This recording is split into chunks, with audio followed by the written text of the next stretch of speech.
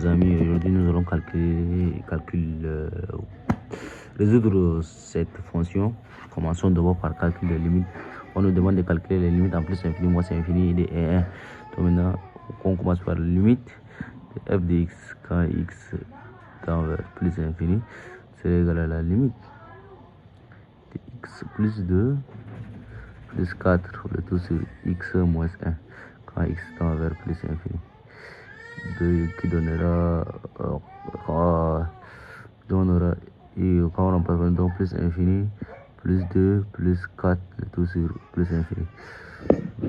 On aura maintenant la limite, voilà, on aura maintenant, donc on aura plus infini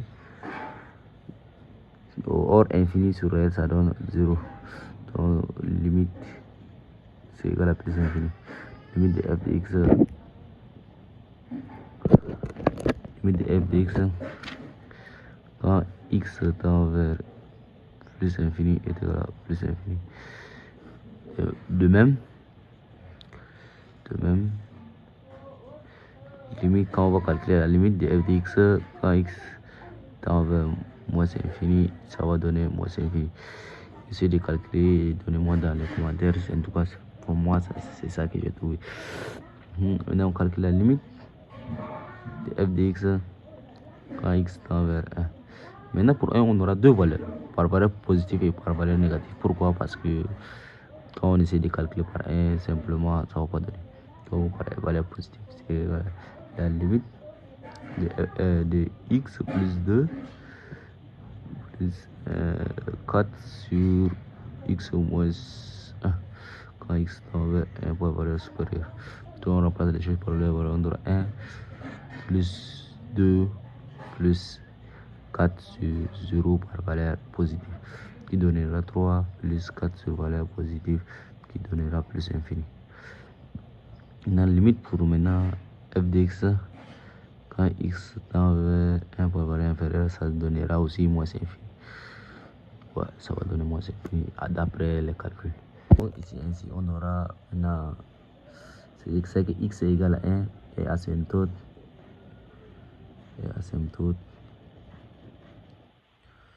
vertical ACF. Parce que quand on calcule la limite de 1, ça donne ça. Voilà, on continue avec la dérivée. Donc maintenant, on demande de dériver la fonction. D'abord, on écrit la fonction mère.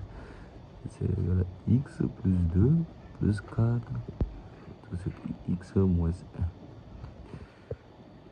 C'est ça. Donc le tout est pris.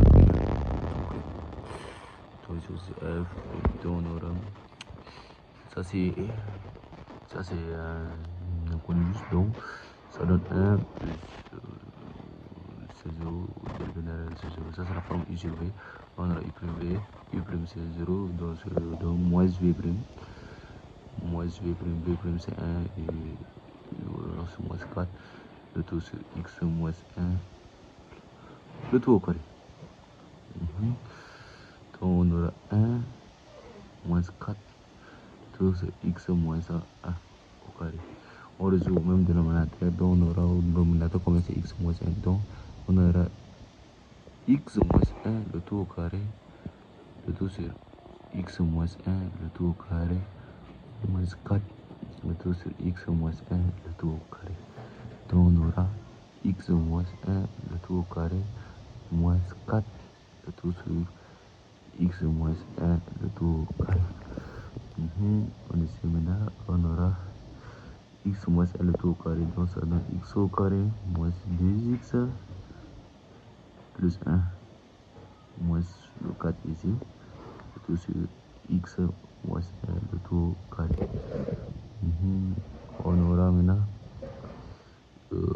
x au carré moins 2x plus 1 moins 4, non ça fait moins 3 le tout sur x moins 1 le tout au carré.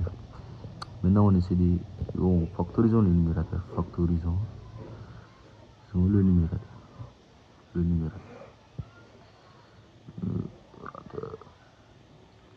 On pose delta. Factorisons le numérateur. On sait que le numérateur c'est x au carré moins 2x plus 3. Voilà, c'était moins 3, moins 3. Donc, moins 3, on sait que ça donne x moins 3 en facteur x plus 1. Voici la forme factorisée. Alors, notre f' de x, c'est égal à x moins 3 en facteur de x plus 1 le tout sur x moins 1 le tout au carré. Voici tout f', tout f'. Voici notre réponse finale. Continuons. Troisième question. Déterminons le signe de f de x. Donc, c'est que f' de x, on a déjà calculé qui est là. X moins 3 en facteur de x plus 1 le tout sur x moins 1 le tout au carré. Or, le numérateur x moins 1 au carré, c'est toujours supérieur à 0. Un nombre plus élevé au carré est toujours supérieur à 0. Donc le signe dépend du numérateur. Dépend du numérateur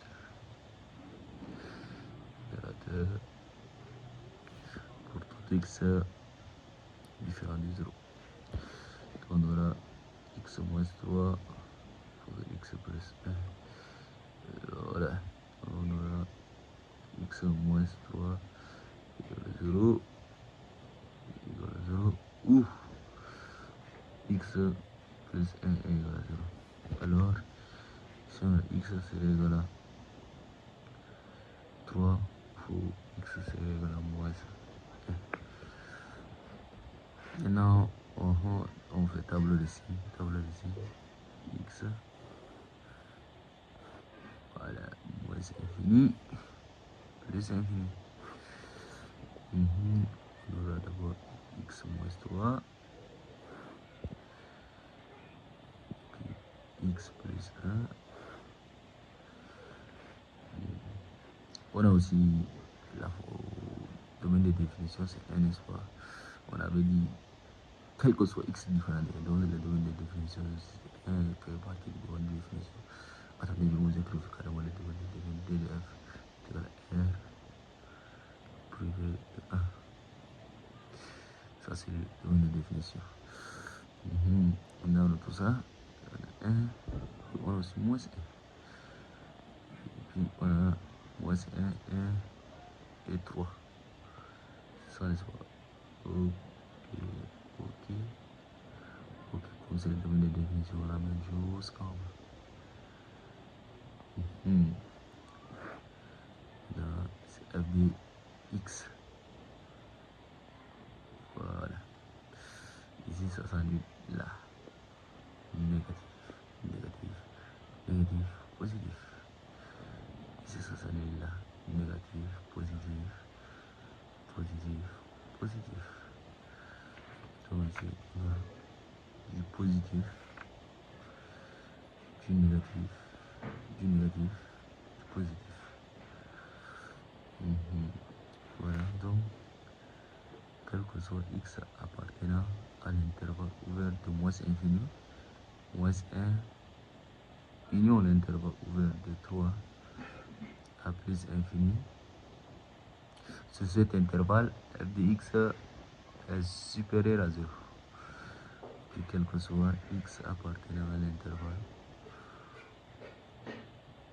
ouvert de moins 1 à 1,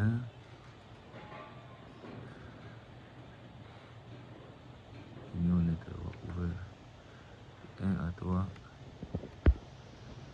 1 à 3, f de x est inférieur à 0. Quand on demande tableau de variation, donc tableau, on va dessiner notre tableau de variation.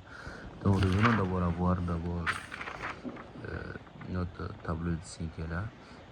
Donc on va prendre notre tableau de variation ici. Donc on aura x,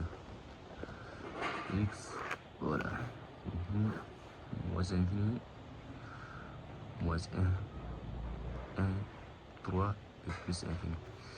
Ça c'est le domaine de définition. Voilà. Voilà.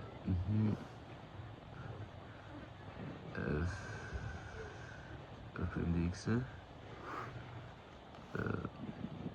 3, c'était comme ça. Donc ici, c'était positif, négatif, négatif. Positif, négatif, négatif, positif. Voilà, ça c'est un exemple de notre tableau de variation. Même si c'est pas bien dessiné, ne vous inquiétez pas, vous devez comprendre seulement. L'essentiel c'est la compréhension. Voilà, tableau de variation. Quand x donc ici ça croît, c'est positif donc ça croît, c'est négatif donc ça décroît. Ceci c'est négatif, ça décroît aussi. Et ici c'est positif, ça croît. Donc quand on a calculé limite en moins infini, ça donne moins infini. Quand on a calculé limite en plus infini, ça donne plus infini.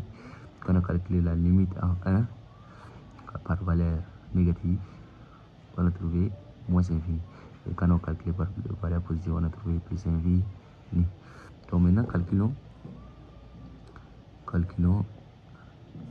f de moins 1 et f de 3 pour remplacer dans le tableau de variation. Donc f de moins 1 c'est égal à moins 1 plus 2 plus 4 tout sur moins 1 moins 1. Donc ça va nous donner ici ça va être moins 1 plus 1 plus 2 ça donne 1 plus 4 sur moins 2 qui c'est égal à 1. 4 fois 2, le 2 ça se simplifie, donc ça reste moins 2, donc qui donne moins 1. Donc, quand on limite donc ça donc le maximum c'est moins 1. Et maintenant le f de 3 c'est égal à 3 plus 2 plus 4 sur 3 moins 1 qui c'est égal à 6 plus 4 sur 2. Donc égal à 6 plus 2 qui est égal à 8, n'est-ce pas? Donc f de 3 est égal à 8. On va remplacer dans le donc ici c'est 8. Donc le minimum c'est moins 1 et le maximum c'est 8. Voilà, merci. Et là on continue avec notre suite. Ok, la droite D, l'équation y est égal à x plus 2 est asymptote à CF. Donc pour démontrer que on doit d'abord calculer la limite d'après les formules de limite de f de x moins y quand x tend vers plus infini doit être égal à 0. Voilà. Donc maintenant on calcule la limite. Donc limite f de x donne x plus 2 plus 4 de tout sur x moins 1 le moins en facteur de x plus 2 quand x tend vers plus infini. Donc ça sera x plus dans la limite quand x tend vers plus infini, x plus 2 plus 4 sur x moins 1 moins x moins 2. Ça se simplifie. Donc on aura c'est juste la limite de 4 sur x moins 1 quand x tend vers plus infini. Donc on aura 4 sur plus infini. Donc réel sur infini est égal à 0.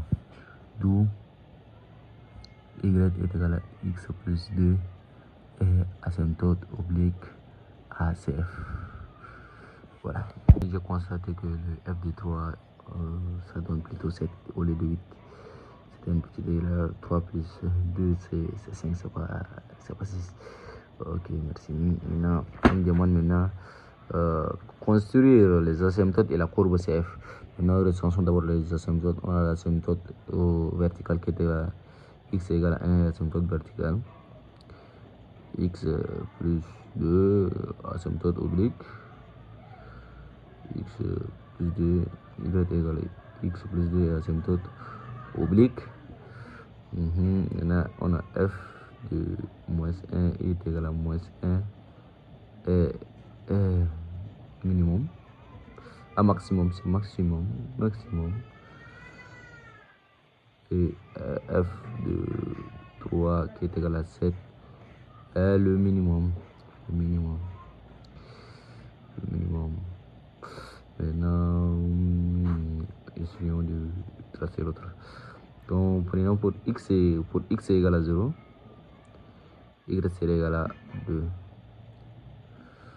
Maintenant, pour x est égal à 1, pour x est égal à 1, y est égal à 3. Pour x est égal à moins 1, y serait égal à 1, n'est-ce pas? Pour x est égal à moins 1, on passe moins 1 plus 2, non, selon 1. Voilà. Maintenant, on va essayer de tracer notre courbe. On continue avec notre tracé de courbe. Voici notre petit tableau de variation que j'ai repris ici pour ne pas retourner en arrière. Donc maintenant ici, quand x tend vers moins infini, c'est moins infini. C'est-à-dire, de moins infini ici, ça retombe toujours à moins infini. Et pourtant, ici, c'est à 1, à moins 1, n'est-ce pas? De moins 1, donc ça vient comme ça, de moins 1, ça retombe. Et on a encore quoi? Moins 1 ici, comme ça retombe ici. Et voici, voilà. Et de 1,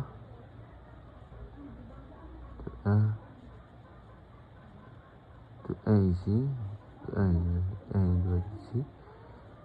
De plus infini, on quitte, on descend à 7. Malheureusement, l'autre là n'est pas assez. Donc, on va juste faire un truc qui va être non. Disons que 7 est ici, puis en bas ici.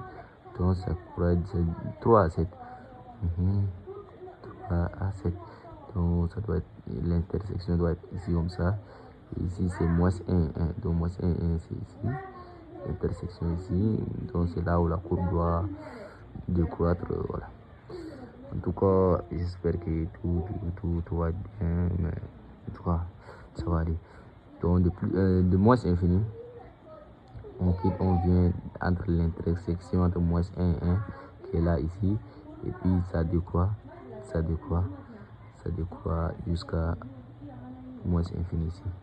Et puis d'ici, ça prend de plus infini, ça vient ici, voilà, ça vient toucher. Ça, c'est juste pour me référencier et ça continue. Même si notre coupe n'est pas très jolie, quand même, c'est un truc qui fait à main levée. Mais si c'était à base d'un ordinateur ou un truc quelconque, ça serait très bien. En tout cas, je vous remercie à tous. N'oubliez pas de vous abonner et à la prochaine pour d'autres vidéos.